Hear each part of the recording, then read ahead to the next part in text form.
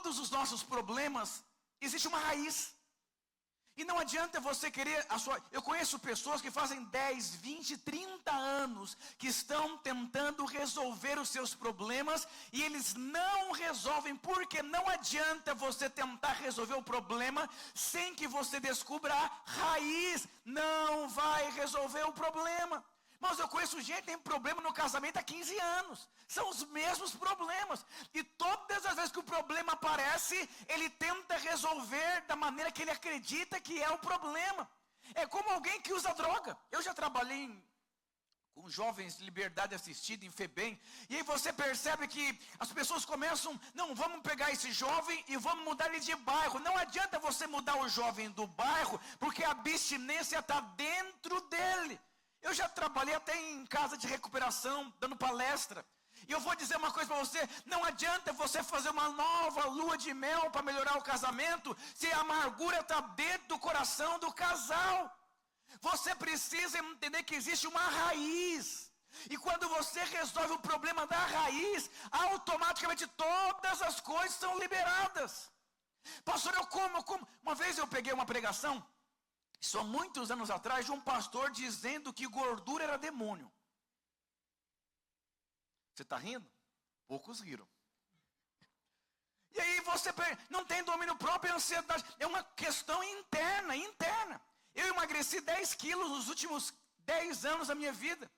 Mas por quê? Você vai perceber que você precisa mudar a sua forma de pensar. Não, agora não, eu vou ficar sem comer. Não adianta você ficar sem comer e depois ficar desnutrido também. Você precisa entender qual é o problema pela raiz.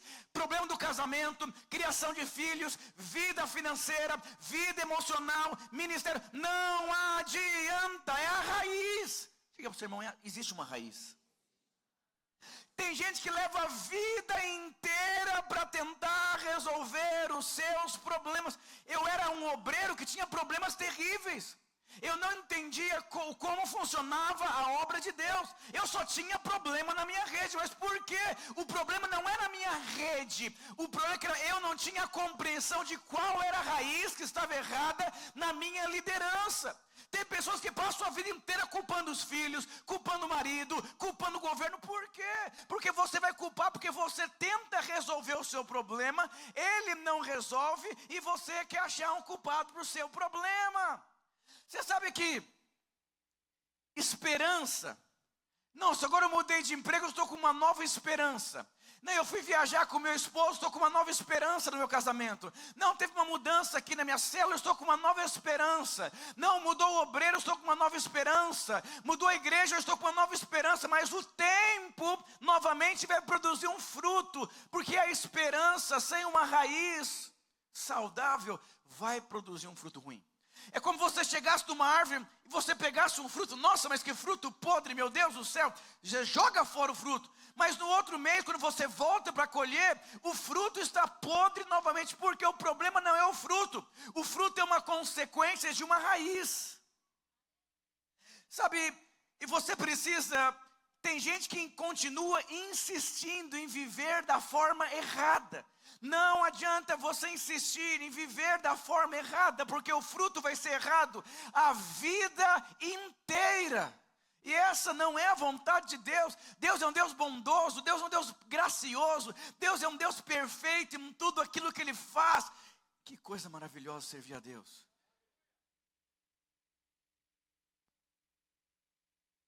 Sabe, todos nós precisamos de um ambiente para viver. É impossível você viver em um ambiente errado. Olha que interessante. Para um peixe cumprir o propósito de vida dele, ele precisa de um mar. Olha que interessante. Para um animal selvagem viver, ele precisa de uma selva. Você pega para uma semente, ela florescer, ela precisa de uma terra. Você percebe que tudo que Deus construiu, Ele precisou de um ambiente. Está cheio de crente que está no ambiente errado. E quando você está no ambiente errado, você vai ter problema a vida inteira. Diga para o seu irmão, existe um ambiente certo. Quando você se conecta ao ambiente correto, a sua raiz se torna uma raiz saudável.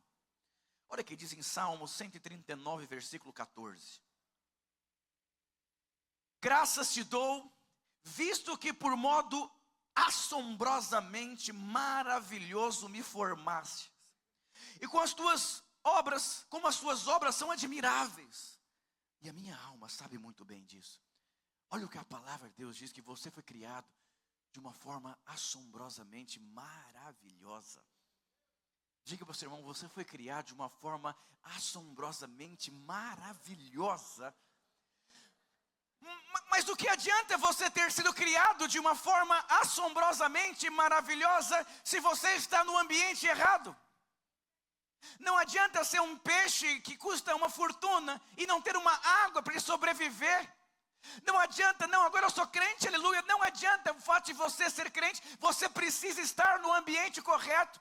E eu gostaria nessa manhã de compartilhar com você sobre como permanecer no ambiente favorável. Diga aleluia, glória a Deus.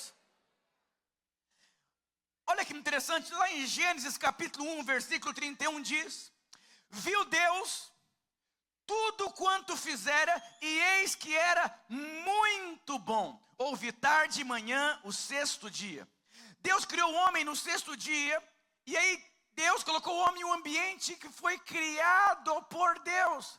Você precisa entender que existe um ambiente que foi criado por Deus. Deus primeiro criou o ambiente, depois colocou o homem no ambiente. Você precisa entender que o lugar perfeito de habitação é o lugar de descanso de Deus. Ontem eu fui pregar numa conferência e me perguntaram, pastor, o que é isso? Você não cansa? Você toma alguma coisa? O que é isso? Meu Deus do céu! Eu falei, sabe quando eu jogava bola? Eu encostava a cabeça no travesseiro e era um cansaço profundo de expectativas, de frustrações, de como seria, de desilusões, de conflitos emocionais. Então eu dormia e eu levantava sempre muito cansado. Mas hoje eu durmo como fosse um celular, somente para carregar a energia. Por quê? Porque eu estou no lugar que Deus me criou. Eu estou fazendo aquilo que Deus me criou. Eu entendi o trabalho do descanso, querido. Eu era um obreiro que não entendia o descanso de Deus. Não dá para você construir família, ministério, se você não entender o que é o descanso de Deus.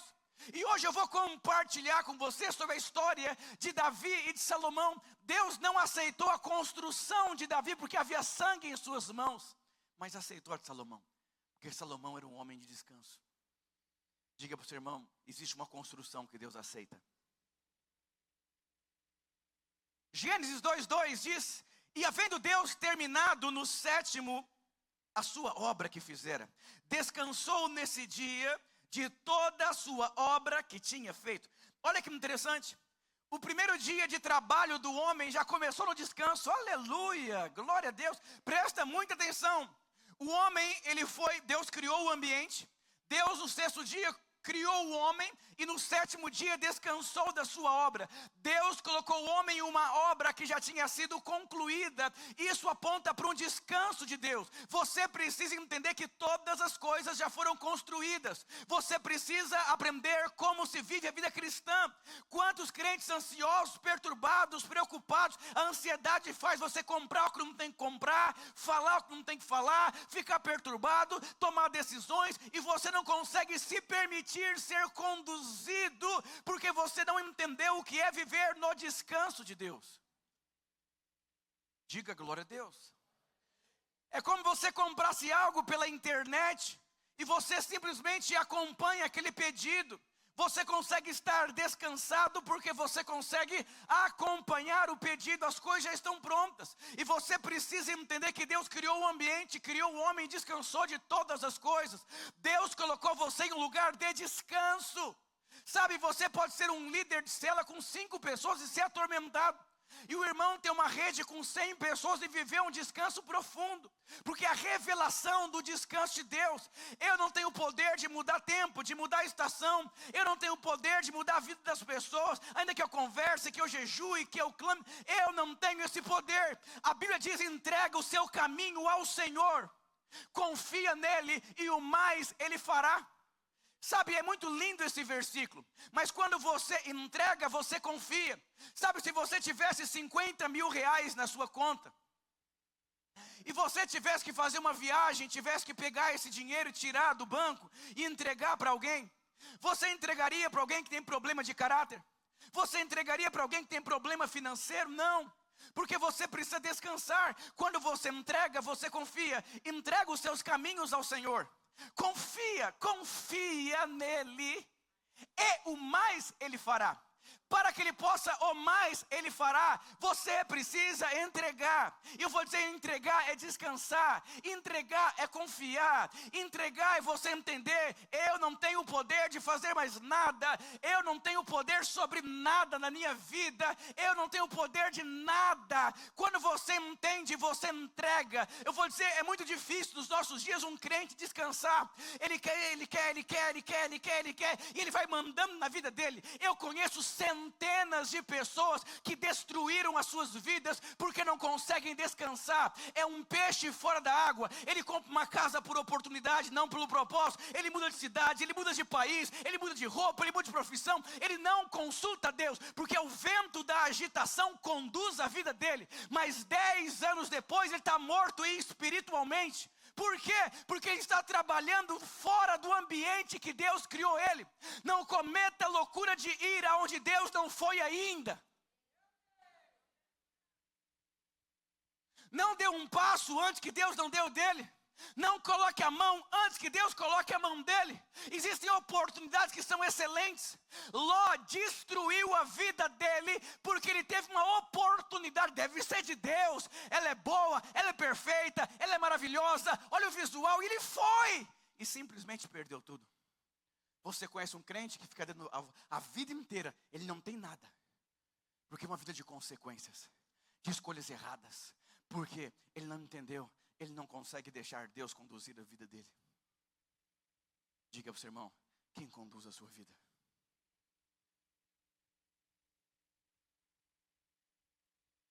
Sabe quando Jesus ressuscita? Ele encontra os discípulos trancados com medo dos judeus. E quando Jesus aparece, a primeira coisa que Jesus diz é o seguinte: a paz. Em outras palavras, por que vocês estão com medo? Eu digo a vocês, não tenham medo. A paz. Diga para o seu irmão, a paz. Quando você começa a assistir uns videozinhos do governo atual, você fala, meu Deus, o que vai ser da nossa vida em 2024? Ai, vai, meu Deus, vai morrer. Ai. E aí você começa a ser, você sai. A Bíblia diz que a fé, e o justo vai viver pela fé. A fé vem. A fé, ela é atraída por um princípio. A fé vem quando você ouve o Evangelho de Deus. Então quando você sai ouvindo um videozinho, o governo, meu Deus, e agora vou morrer, vai acabar, e você vai. A fé, ela é removida da sua vida. E quando a fé ela é removida da sua vida, eu vou dizer, fé é uma posição de descanso. Já que eu creio, eu entrego. Eu acredito no caráter de Deus. E eu entrego para Deus a minha vida.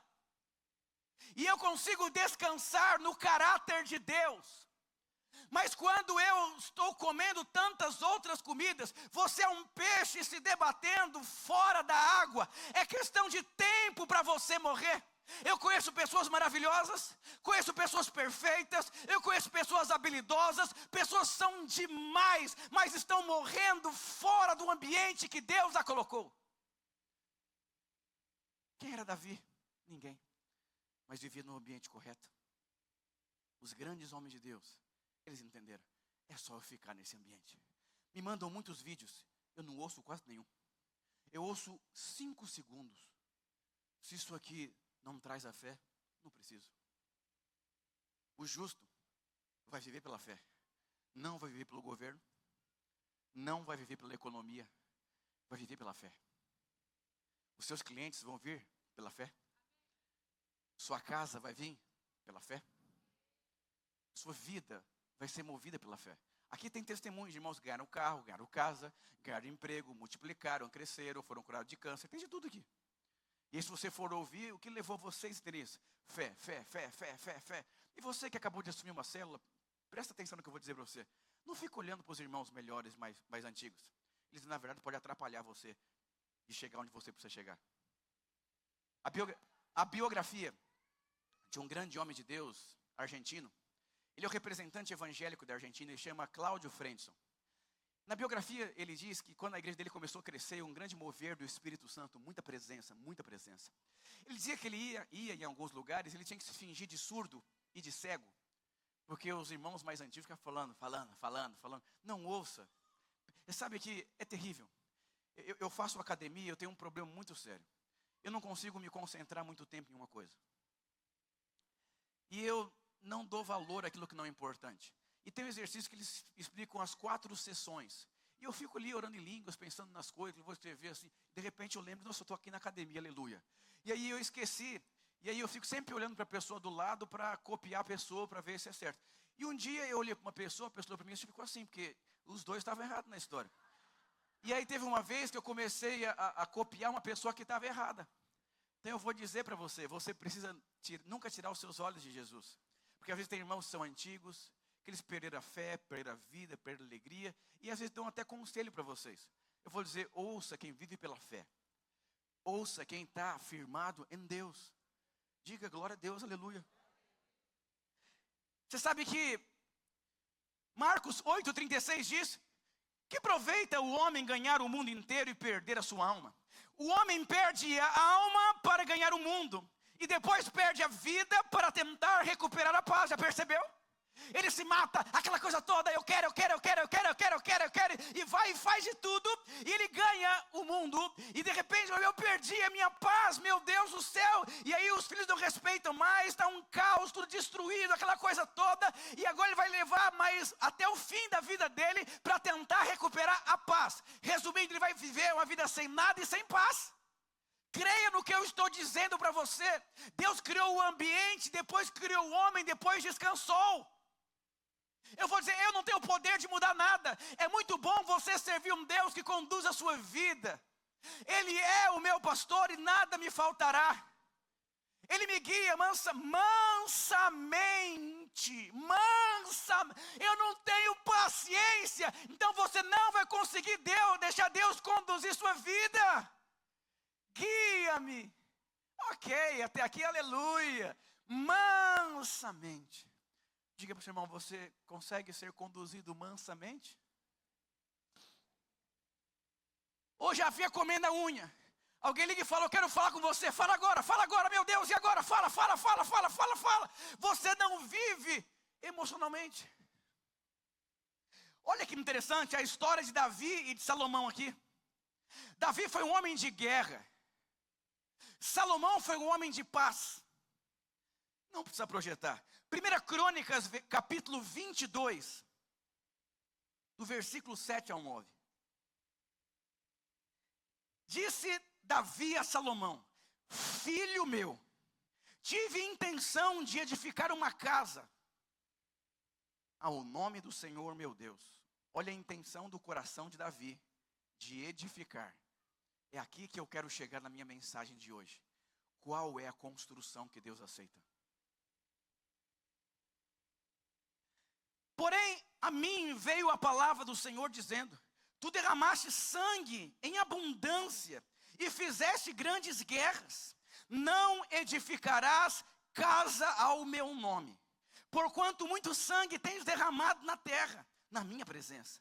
Eis que te nascerá um filho, que será homem sereno, porque lhe darei descanso de todos os seus inimigos em redor. Porquanto Salomão será o seu nome, paz e tranquilidade darei a Israel nos seus dias. Em hebraico significa sereno, descanso. Você conhece alguém que é tão bom estar? O mundo está caindo, a pessoa está descansando.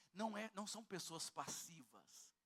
Salomão é um espírito de paz, de uma posição espiritual. Irmãos, eu trabalho, eu faço muita coisa, mas eu vou dizer uma coisa, a questão quando você entrega, você confia. Agora, quando você entrega e você não consegue descansar, você fica ali. Diga para o seu irmão, você é sereno ou você é de guerra? Aqui deixa muito claro que existem 2 tipos de homem que estão edificando a casa de Deus. Um edifica no descanso e outro na guerra. Você conhece aquele crente? Luta, como é que tá? Luta, guerra, complica. Só tem testemunho de luta, luta, luta, mas Deus deu a vitória. Luta, mas não tem testemunho de provisão. Não tem testemunho de abundância, não tem testemunho de portas abertas, não tem testemunho de milagre, não tem testemunho de favor de Deus. Lembra da Praça Nossa, a mesma praça, no mesmo banco? É os mesmos testemunhos. Eu bebi e não bebo mais. Eu bebi e não bebo mais. 10 anos depois, você conta o testemunho de 10 anos para trás. Deus é um Deus de novidade de vida. O meu melhor tempo foi quando começou a igreja da Lapa, credo. Matusalém. Meu melhor momento, primeiro domingo, 2023. E eu afirmo dizer que o meu melhor momento vai ser no próximo domingo. O que ficou para trás, ficou. Paulo disse, esquecendo-me do que ficou para trás. Está cheio de crente que ele enterra o cachorro. Mas a coleira fica assim, aquele meu discípulo antigo. Aquele pastor que era na minha casa tomar um cafezinho. Não se faz mais pastor como nos dias de hoje. Meu filho, quando era pequenininho, agora virou um adolescente. Você não consegue ter prazer porque está preso ao passado. Eu vou dizer uma coisa, aprenda a viver em novidade de vida. Quem é descansado, ele é feliz, ele é alegre, ele é motivado. Sabe que viver numa casa com reforma é uma tribulação para aqueles que não enxergaram a casa construída. Você só consegue ter descanso na tribulação quando você percebe o que Deus quer construir dentro de você. Você foi chamado para edificação. Agora, qual é a construção que vai permanecer, credo? Tem gente até medo de perguntar, como é que você está, irmão? Luta difícil, passa na perna em mim, me enganaram, me derrubaram, a vida inteira. Você está insistindo em resolver os seus problemas sem tocar na raiz. Raiz dói. Eu tinha problema na minha unha encravada, era R$60 a podóloga. E eu fui durante muitos anos na podóloga. Era um sofrimento. Aí um dia me falaram, mas dá para você fazer uma cirurgia. Você remover a unha encravada. Eu falei, aleluia, glória a Deus, Deus isso. Mas só tinha um problema. Era R$1.600 cada lado do pé. Eu falei, está amarrado. Prefiro sofrer os R$60.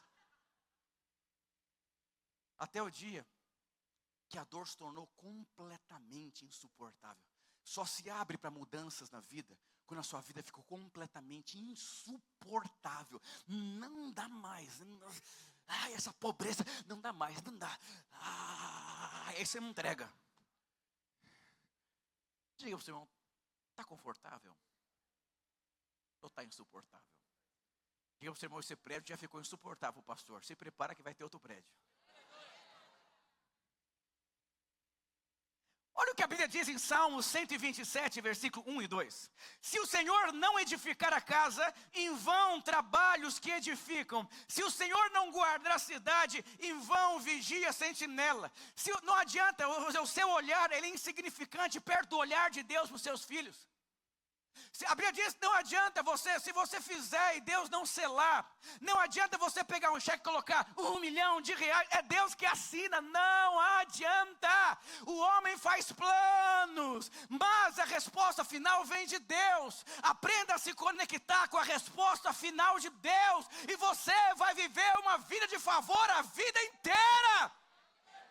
Sabe aquela mentalidade de adolescente? Você fica escondendo para ninguém descobrir. Eu vou dizer para você, você vai dar volta a vida inteira. A Bíblia diz de modo assombrosamente o Senhor me formou. E o versículo diz, e você sabe, no fundo, você sabe a maneira que Deus criou você para viver. Porque você tem o Espírito Santo.